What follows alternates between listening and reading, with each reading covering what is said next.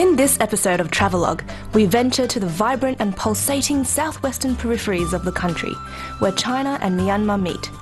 A thriving jade trade, enticing Burmese cuisine, intriguing Dai villages. In Ruili, it's a tropical, cultural wonderland.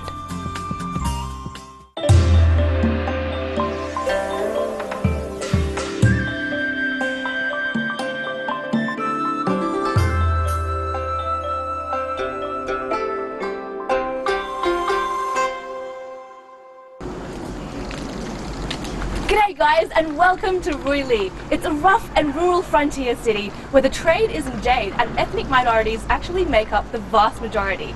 Now, Ruili is a finger of land that juts into northeastern Myanmar, and much of its identity and character comes from it being a border town. So here I can expect, a whole lot of great fusion food and also fantastic cultures and a lot of precious rock. My name's Joy, come join me on Travelogue.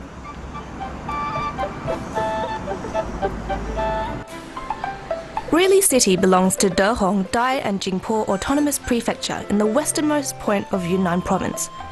Because of its location at the meeting point of the two countries, it's not only a kaleidoscope of cultures, but also the principal site of bilateral commerce between China and Myanmar.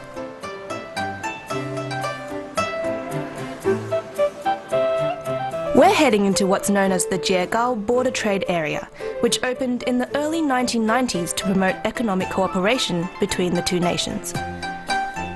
Once inhabited by just a dozen ethnic Dai families, it's now a free trade zone, and it's bustling. In Jade, there are three main ports, and all of them are perpetually in motion, with everything from snap-happy tourists and businessmen to heavy cargo trucks, which, by the way, move more than half of Yunnan Province's import-export volume through Ruili. The third port's a bit as here the locals can come and go as they please.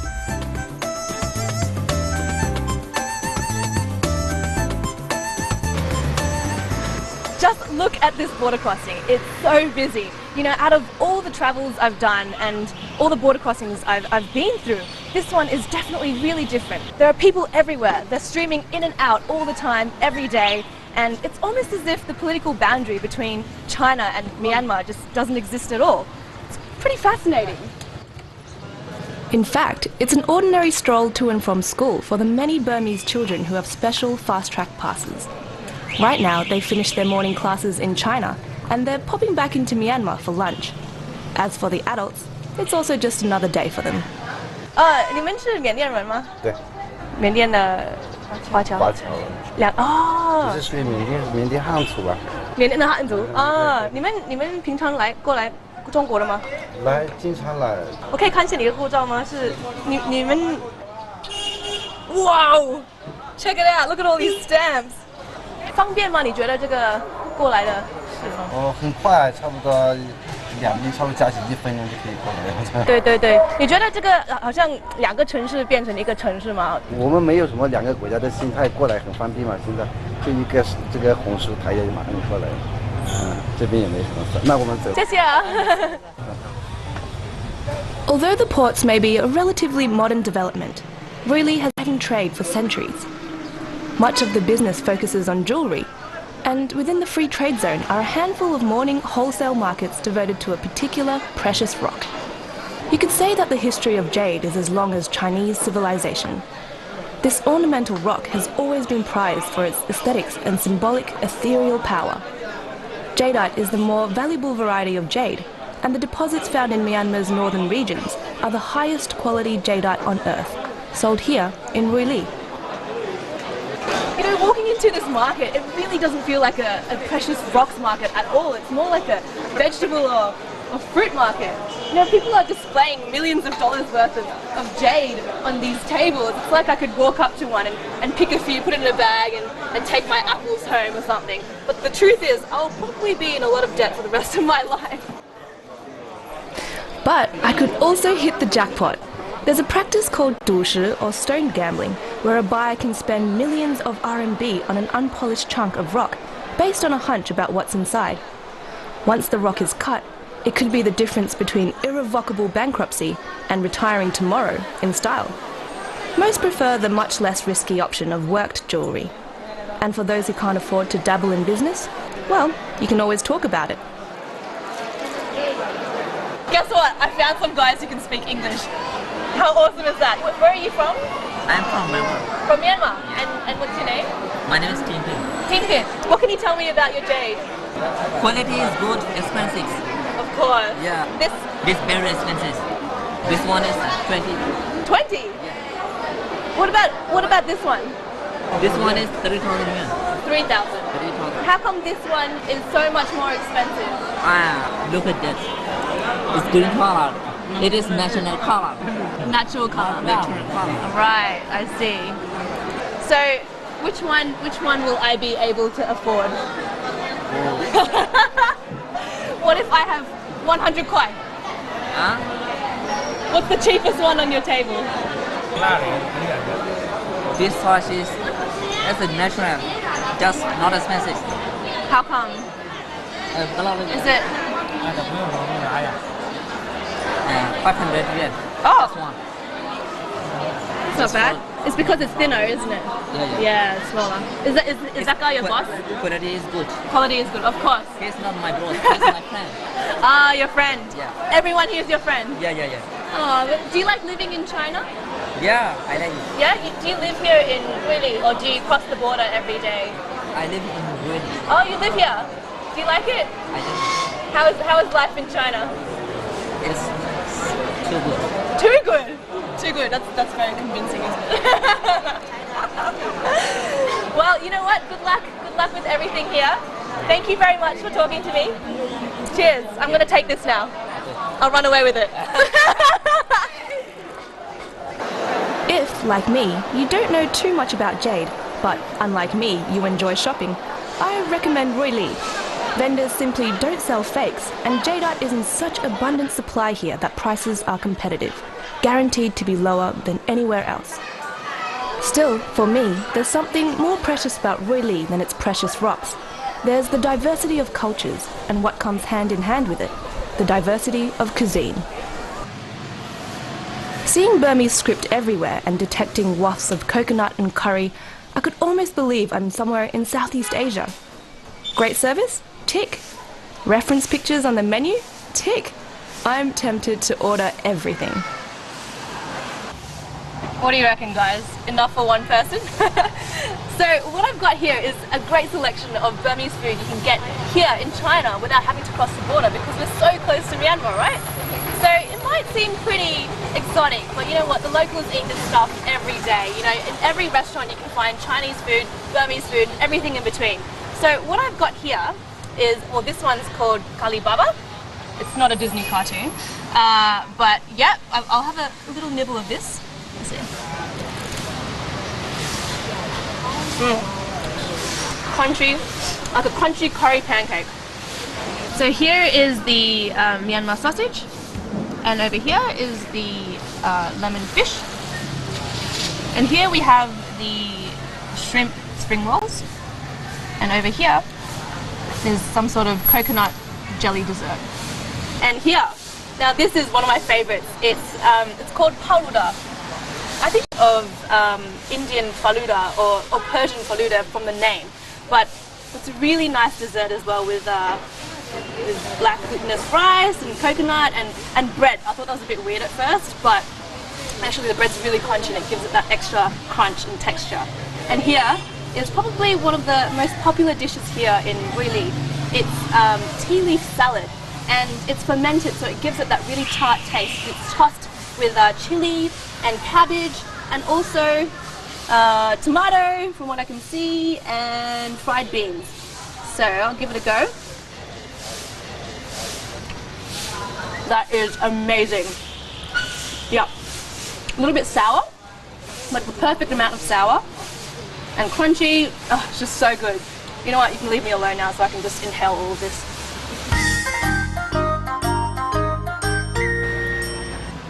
Oh, I feel like thundering now, but you know what, that was so good. Definitely worth it.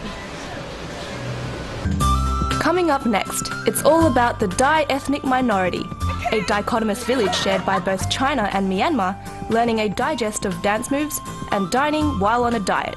Wait, really? I digress. In this episode of Travelogue, we venture to the vibrant and pulsating southwestern peripheries of the country, where China and Myanmar meet. A trade, enticing Burmese cuisine, intriguing Dai villages. In Ruili, it's a tropical, cultural wonderland.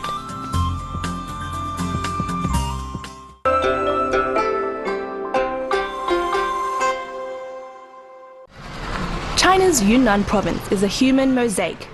Ethnic minorities account for 1/3 of its entire population. And in Dehong Prefecture, where Ruili is situated, the Dai people form the largest ethnic minority group. There are two famous Dai villages in Ruili, one called Hansha and the other known as ZHANG, or One Village, Two Countries.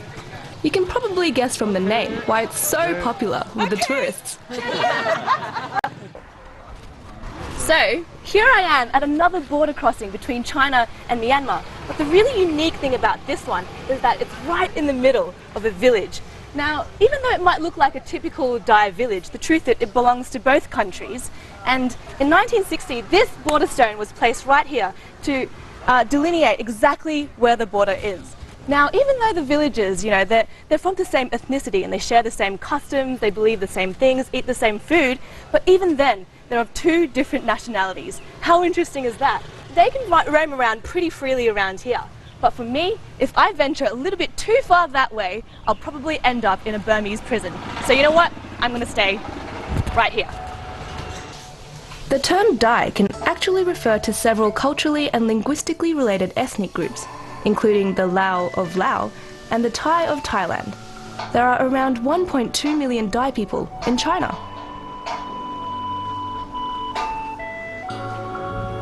Many Dai still live conventionally, a simplistic, organic lifestyle that you can witness by strolling through the streets and taking a little off-the-road detour. I promise I'm not committing trespass. I just want a closer look at Dai architecture. And anyway, the villagers are used to annoyingly inquisitive visitors like me. Dai homes are usually two-storey and rectangular in shape, and evidently not brick and mortar.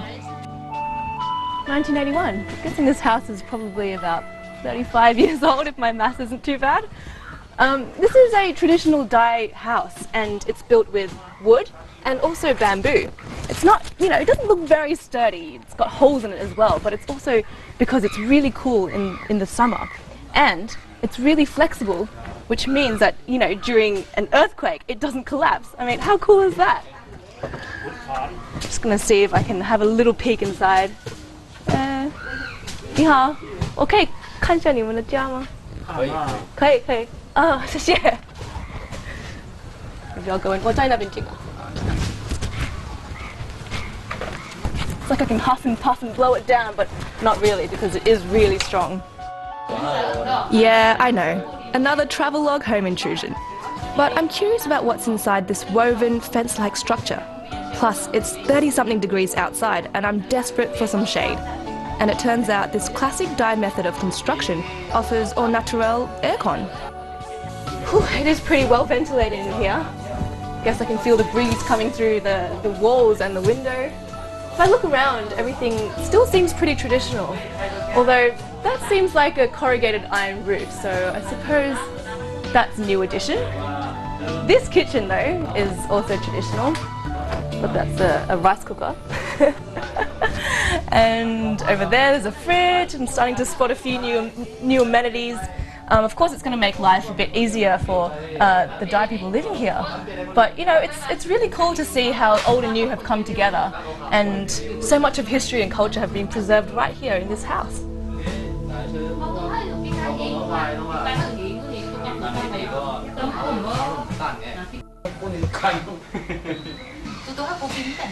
Of course, as intriguing as it is, snooping around private family residences isn't the only thing visitors can do in this Dai village. Every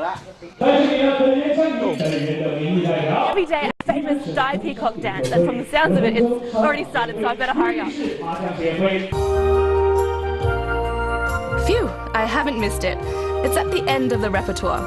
The performance leading up to it showcased the folk dances of the various ethnic minority groups living in Yunnan, from the Jingpo to the Lisu. Out of the 50 36 officially recognized ethnic groups in China, a whopping 25 are represented in Yunnan.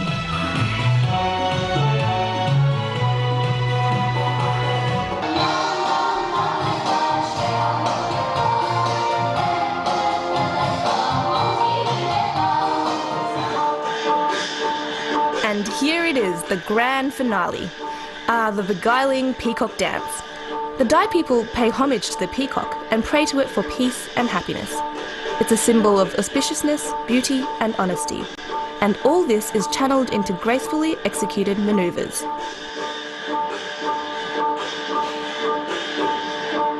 I managed to catch the principal dancer, Mr. Yue, after his act, and get him to answer a question that's really bugging me.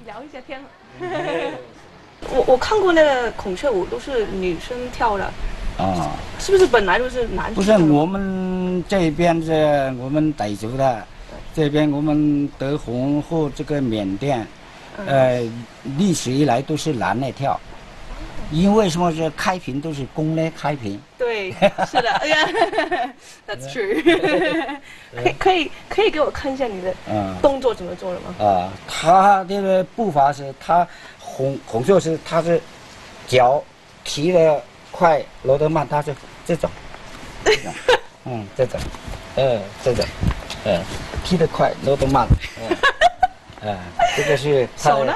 他的翅膀，这种这种可以讲。This guy. The dance meticulously imitates the movements of the bird using strict rules, rhythms, and fixed footwork, which I'm clearly floundering at. It's believed that the sequences are based on stories from Buddhist scripture. Speaking of religion, Buddhism plays an intrinsic role in Dai communities. So after my boogie lesson from the veteran prima peacock dancer, I make my way to the village's main site of worship. The majority of Dai people follow Theravada Buddhism, whilst retaining remnants of folk animism. Theravada is the oldest branch of Buddhism and is the dominant belief in Myanmar, Laos, Cambodia, Thailand, and Sri Lanka. The strict meditation and closer reading of the Buddha's original teachings make it distinct from the Mahayana Buddhism that China adopted many centuries ago. In fact, the Dai minority is one of the very few ethnic groups in the country that practice Theravada Buddhism.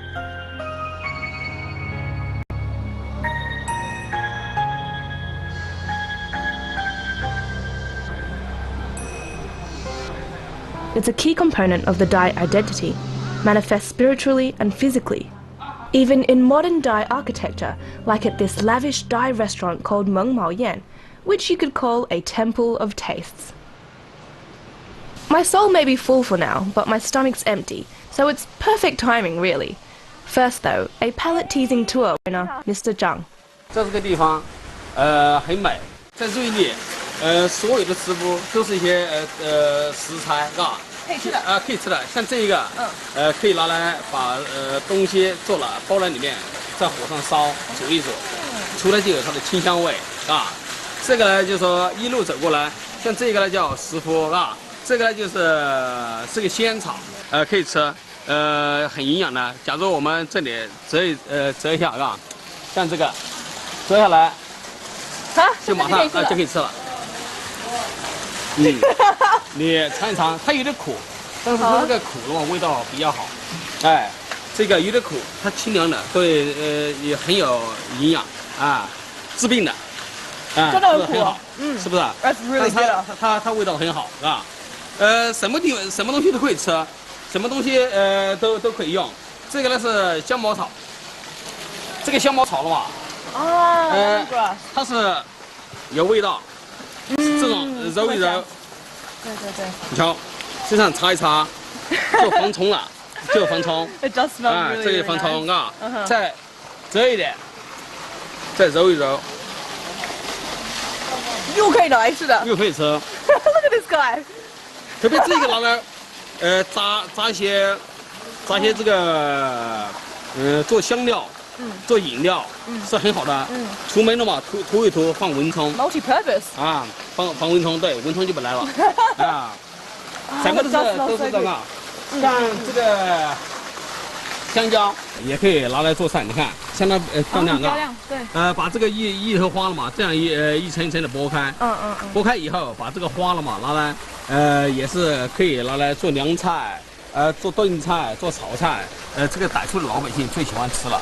这个我们平时吃的东西是什么？就是大自然的一些植物，大自然的一些食品，就是来源于生活当中，任何东西都是可以吃的。 And just before my tummy starts devouring itself, dinner is served. 我给你介绍一下德宏的这些美食瑞丽的，这个是刚才我们看到的芭蕉花，这样美美的，尝一尝感受一下。好，在火上烧出来的人粉，它更多的是通过吃菜来改善人的身体。这就沙片，它是那个牛肚子的。 那个苦胆跟胃那一节还没有消化的草，把它拿出来，在锅里熬了以后加些香料就可以吃了。这个是野菜，感觉很好，你尝一尝。He hasn't made it sound really appetizing, but.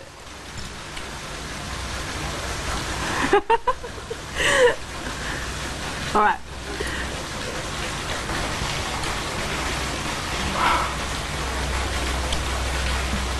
哇，真的很苦啊！对，它是通过。That is so bitter. 这个就是很好了，这个啊，这个什么东西？I knew it. I knew it. I knew they were gonna bring this. 这个是柴葱，这个是椰子葱，很自然的，很天然的，都是从山里这个采集来的，你感受一下。All right, I'll give it a go. I knew they were gonna do this to me. It's like 是不是很恐惧？差不多跟我的脸一样。很好吃，高蛋白的，香香的。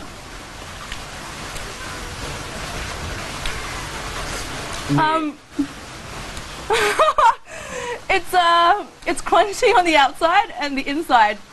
It's kind of got this gooey part. It's a little bit like cream cheese maybe. It's white inside. It doesn't taste too much like insect though, so it's not as bad as I thought it would be. But don't think I'll be eating this every day. 这个是什么？就是头。这个是头部，刚才是尾部，你吃了尾啊，但是要吃有头有尾啊。头也可以吃啊，可以吃。All right, let's do this. 美呀，很好吃。Lava brain， 还可以，很可以，味道很好。我们冬天就靠这个补充人的身体需要。Right, I'm not coming here in winter then. Actually, that pre-metamorphic moth was kind of tasty, and it packs a protein punch. Insect dishes are normal on the Thai dining table, in addition to the staple food of rice and servings of pork, beef, duck, chicken, and fish. Generally, the flavors are fresh and sharp, like a party in your mouth. Terrifyingly spicy, oppressively bitter, insufferably sour, and yet devastatingly delicious. Coming up next on Travelogue, raiding meander through a tropical rainforest, stumbling across odd-looking organisms while in search of a waterfall.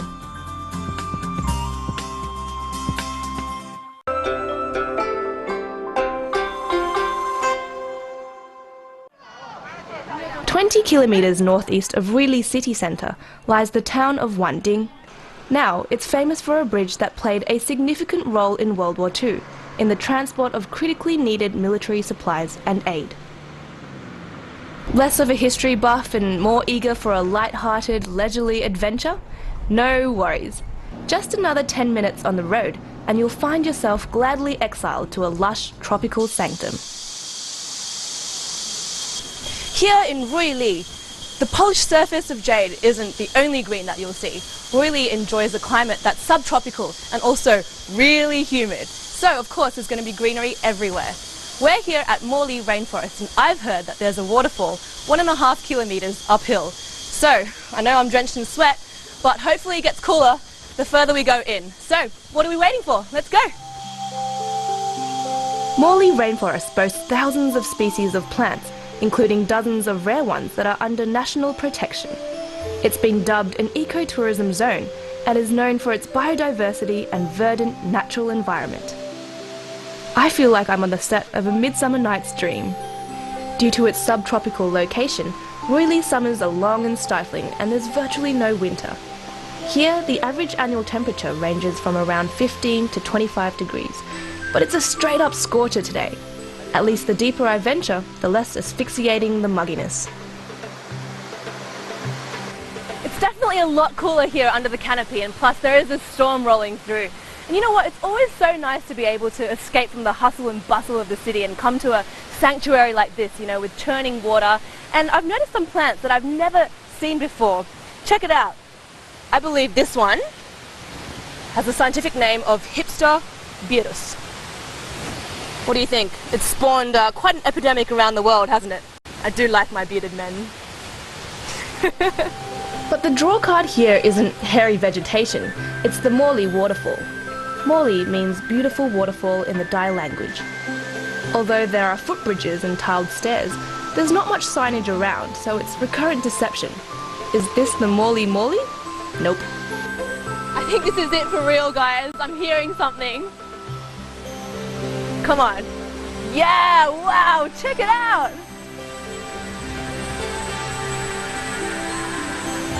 Pretty epic, eh? 25 meters of thundering water carving out a mossy backdrop. Yep, worth the effort. Plus, in Dai culture, water represents religious purification and goodwill. Every Dai New Year, there's a 3-day water splashing festival. The first 2 days are for traditions like dragon boat racing and ritual worship.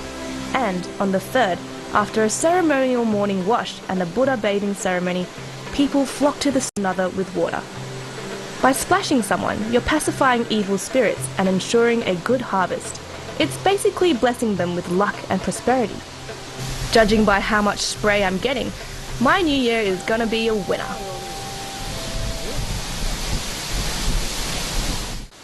So guys, this is it. This is the real Moli waterfall. And yeah, it is pretty phenomenal, isn't it?